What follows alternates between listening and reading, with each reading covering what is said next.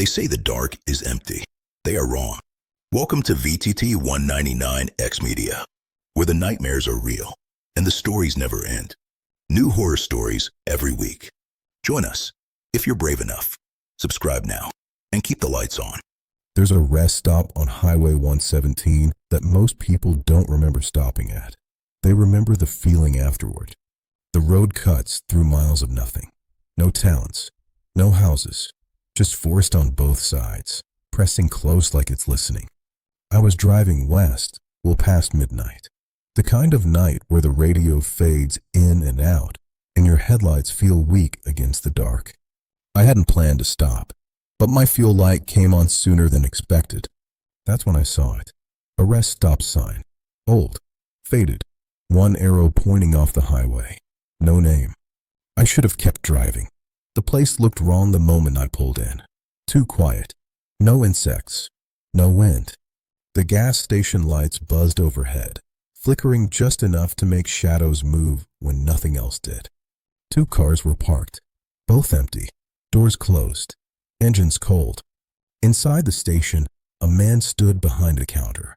Late 50s, gray hair, sheriff's mustache without the badge. He didn't greet me, just watched. "You open?" I asked. He nodded slowly. "Been open a long time," he said. Something about the way he said it made my skin crawl. I filled my tank quickly. Didn't look toward the trailing. Didn't look at the restrooms. When I went inside to pay, I noticed something strange. A bulletin board behind a counter. Missing persons flyers. Lots of them. Some old, some recent. Different faces. Different states. Same location listed at the bottom. Highway 117. I pointed at the board. A lot of people go missing around here. The man smiled faintly. "People pass through," he said. "Not all of them pass back." That's when I heard a sound from the back. A door closing. Heavy. Metal. My heart skipped. "Anyone else here?" I asked. The man hesitated. "Just a second. Restrooms are closed," he said. I didn't ask why. I paid. Turned to leave. That's when the police cruiser pulled in. Lights off. A deputy stepped out. Young. Tired eyes. Hand resting near his holster. He glanced at me, then at the station. "You all right?" he asked. I nodded quickly. "Just getting gas." His eyes lingered on the building. "You didn't use the restroom, did you?" he asked. "No," I said. "Good." He exhaled. "Best keep it that way," he muttered. Before I could ask why, a scream echoed from the woods. Short, sharp, cut off too quickly. The deputy's hand went to his radio.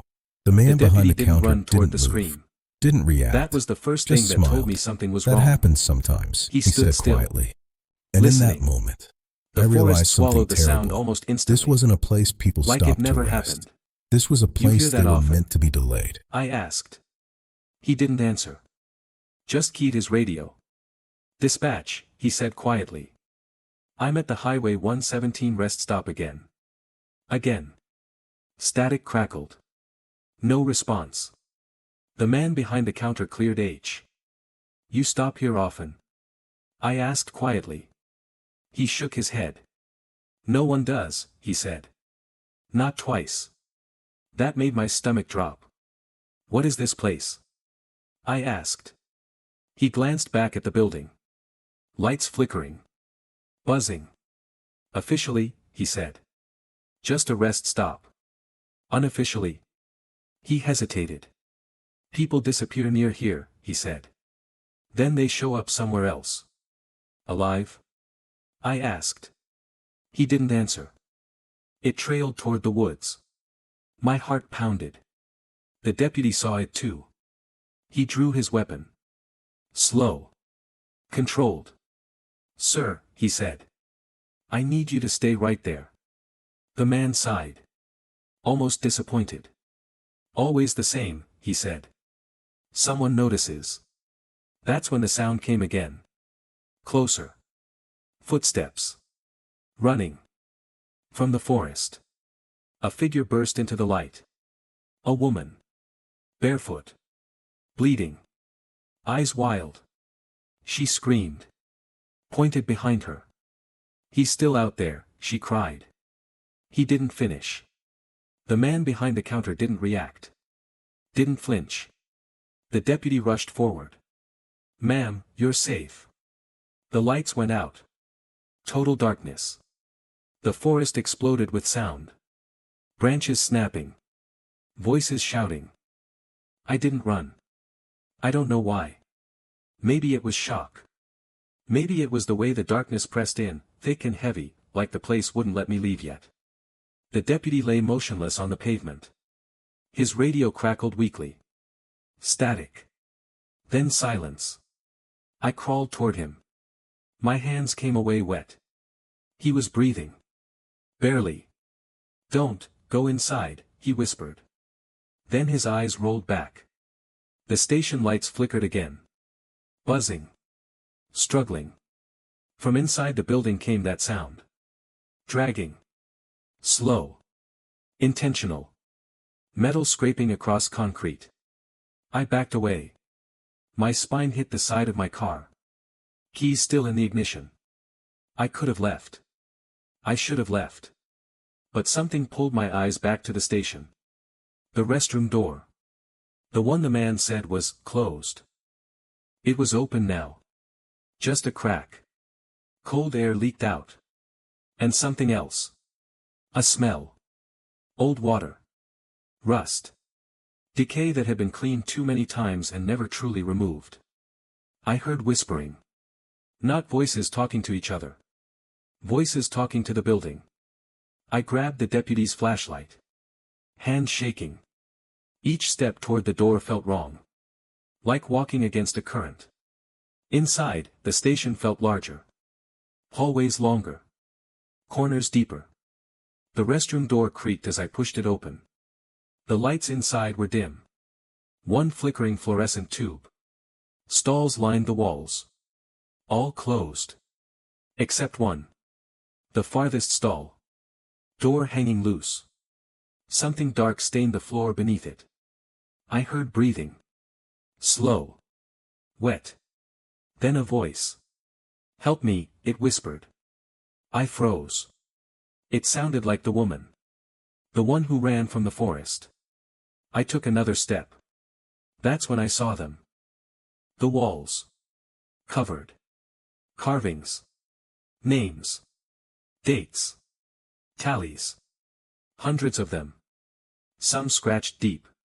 Some shallow. Some layered over others. People had been here. A lot of people.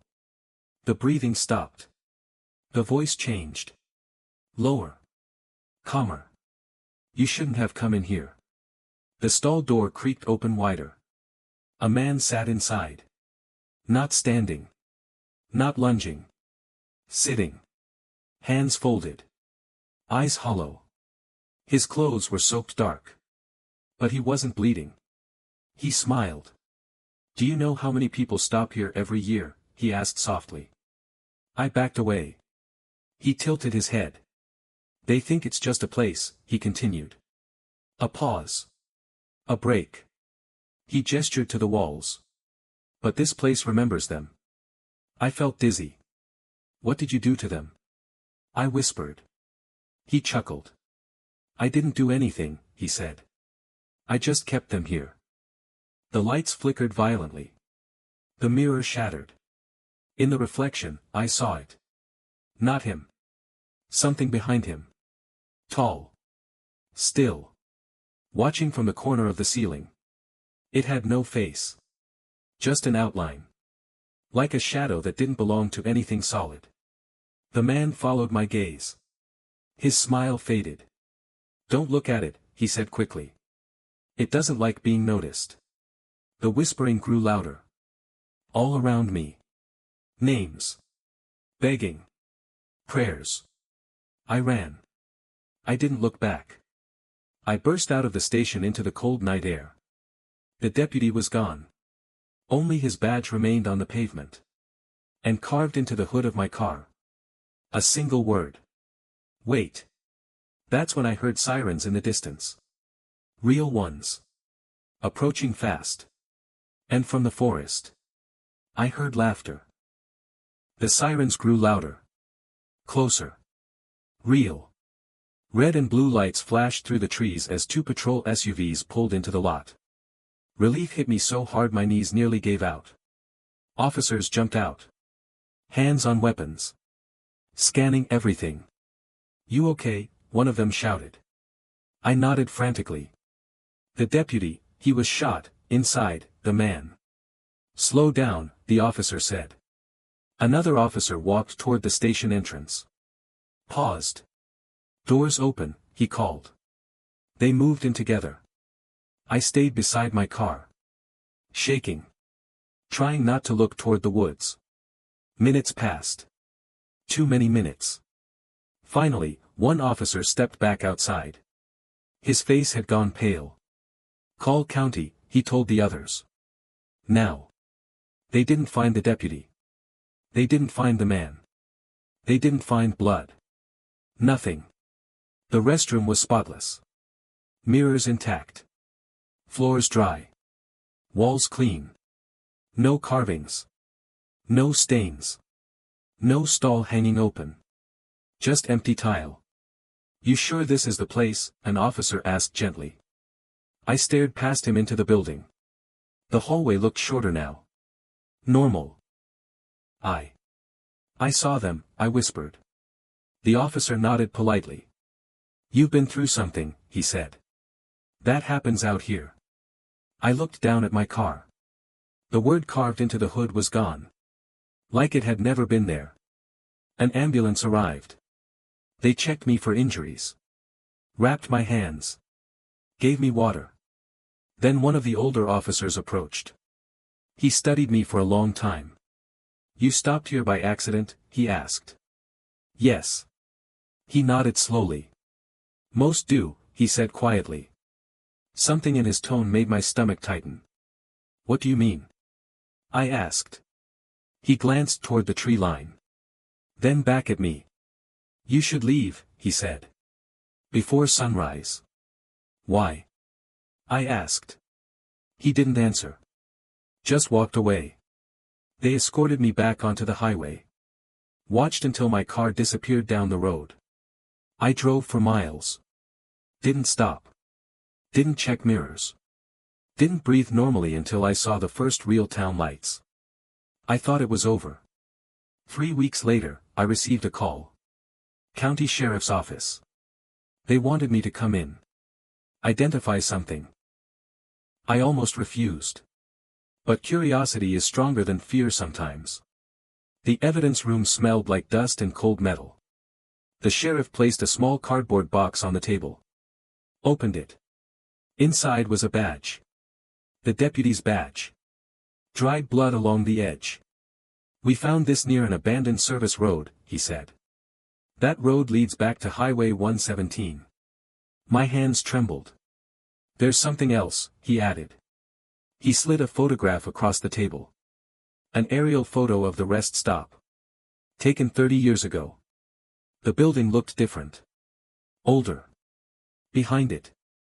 A second structure. Concrete. Windowless. "What is that?" I asked. The sheriff hesitated. "Records say it was sealed after a series of incidents," he said. "Missing persons. Violent crimes. Officers disappearing." My throat tightened. "Why reopen it?" I asked. He stared at the photo. "We didn't," he said. The room fell silent. I drove home afterward. Locked my doors. Closed my curtains. For weeks, nothing happened. No calls. No nightmares. Then last night. I stopped for gas. Different highway. Different state. I walked inside to pay. Behind the counter. A familiar man stood there. Gray hair. Sheriff's mustache. He smiled politely. "You look like you've been driving a long time," he said. My chest tightened. "I have," I replied. He nodded. "Long roads need places to stop," he said. I backed toward the door. The lights flickered overhead. And for just a moment. Behind him. I saw tiled walls. Stalls. Carvings layered over each other. Hundreds of them. The man leaned closer. Lowered his voice. "You'll need to rest eventually," he whispered. I left without paying. I drove until sunrise. But now, whenever I pass a rest stop sign late at night, I slow down. Without meaning to. Because part of me wonders if one day I won't drive past it all.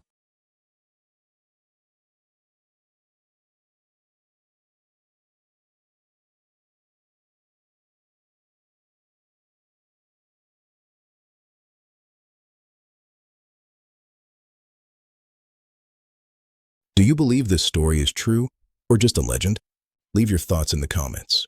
Every interaction helps the channel grow and bring you even more horror stories.